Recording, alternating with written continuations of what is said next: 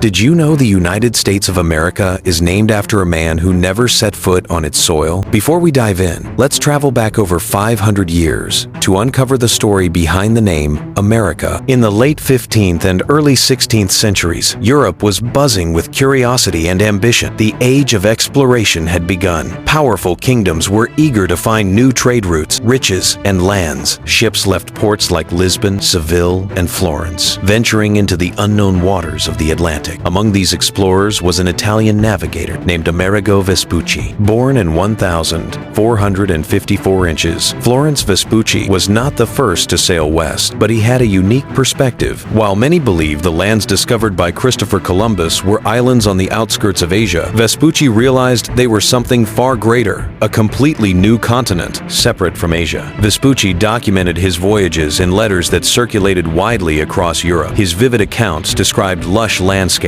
rivers, and peoples previously unknown to European. These writings caught the attention of scholars, mapmakers, and monarchs, and they sparked debates about the nature of this new world. In 1507, a German cartographer named Martin Waldseemüller produced a revolutionary world map. On it, he labeled the newly identified continent America, honoring Vespucci's insight that it was a separate landmass. This was the first known use of the name, and it spread quickly across Europe. Maps, books, and scholarly works began to adopt the term, cementing Vespucci's place in history not as a ruler or conqueror, but as a man whose observations reshaped the European understanding of the world. Yet, even as the continents were being named, the lands that would become the United States remained inhabited by indigenous peoples. Diverse nations and tribes had thrived there for thousands of years. Vespucci's naming applied only to the European conceptual map. The people living in these lands had their own histories, cultures, and names for the territories they called home. Over the next century and a half, European colonies began to emerge along the eastern seaboard. English, Spanish, French, and Dutch settlers established towns, trade routes, and governments.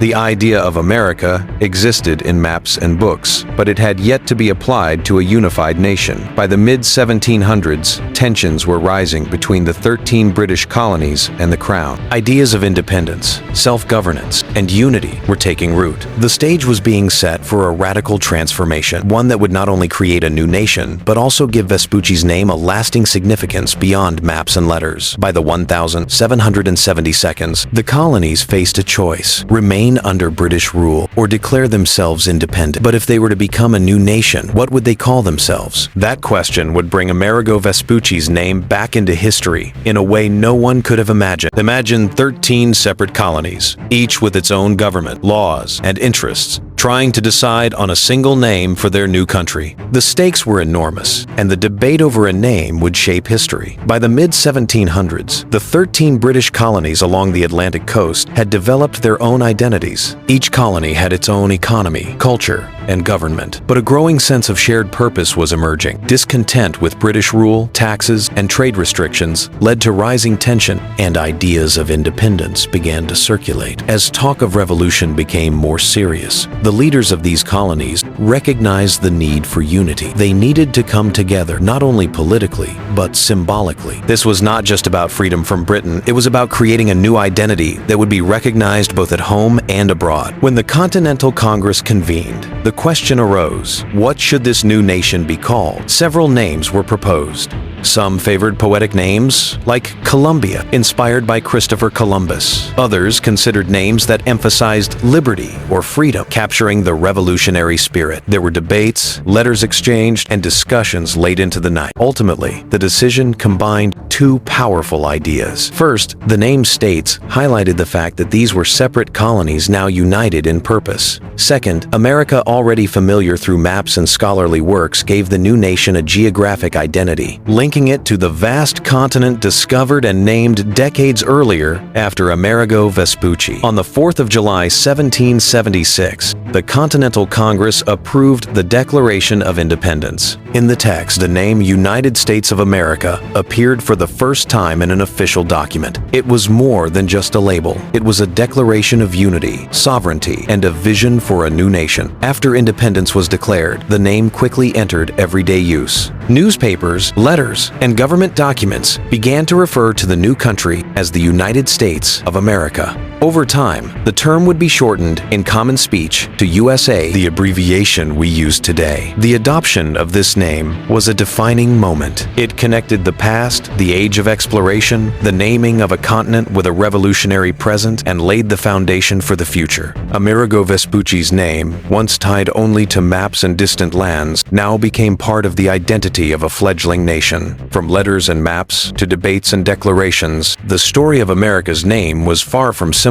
But the journey didn't end with independence. Before we dive in, consider this. A name is more than a word. It carries history, identity, and the vision of a people. The United States of America is no exception. After the Declaration of Independence, the name United States of America became the official designation for the new nation. But it wasn't just a formal title. It quickly became a symbol of unity, sovereignty, and possibility. In the early years, Americans embraced this identity as they faced immense challenges. They fought wars, built governments, and debated what freedom, democracy, and citizenship truly meant. Every time they spoke the name United States of America, it reminded them of their shared struggle and the colonies' bold choice to unite under a single banner. The abbreviation USA gradually emerged in everyday use. Letters, newspapers, and official documents adopted it for convenience, but it also carried a sense of pride and recognition beyond American borders. The name linked the new nation to a larger story, one that began centuries earlier with European exploration,